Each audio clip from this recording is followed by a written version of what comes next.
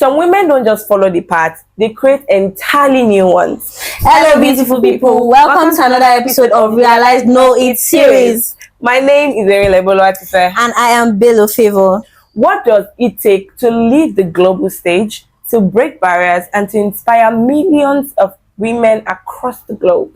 Today, we are spotlighting a woman whose name is synonymous with resilience, leadership, and global impact. And her name is Dr. Ngozi Okonjo-Iweala, a Nigerian economist and an international development expert. And yes, her career has spanned through decades of public service and global influence. And that's what inspires me the most. She's incredibly profound and not just a representative of Nigeria with pride, but also does it with so much confidence.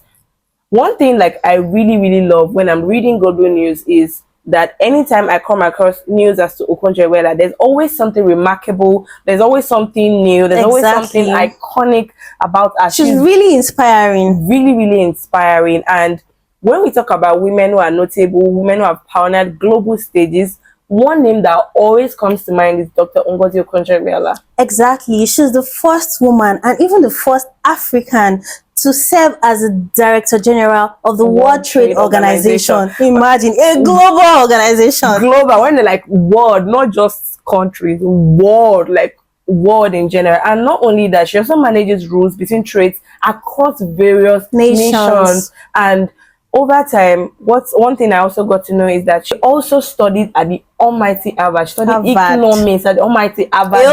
Harvard University. My dream, exactly. And she later earned her PhD at Massachusetts Institute of Technology. And let's take it back to Nigeria, because we're talking about her globally and how far she has come globally and what she has done and pioneered worldwide. Now, let's take it back to Nigeria. During her tenure as the Minister of Finance, she served 2 terms under President Olusegun Obasanjo and Goodluck Jonathan. Yeah. During her tenure, she was referred to as Okonjo-Iweala, which means troublemaker.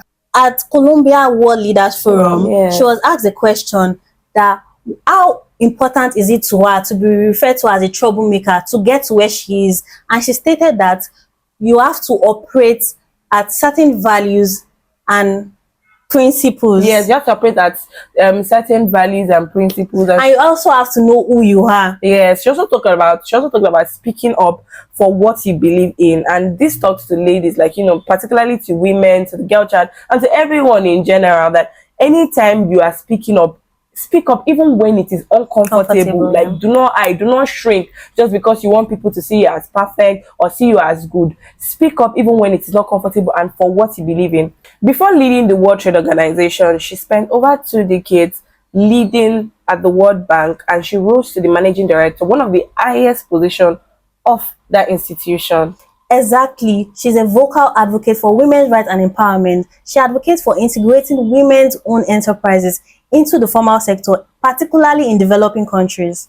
One thing I actually have learned about her is when you find it difficult in your career, you have to go back to look into women like her who didn't compromise on her values at all. This is to women, learning how to speak up, learning how to, be vocal, learning to be prestigious, learning to be remarkable, because this woman was truly remarkable. She's an inspiring person.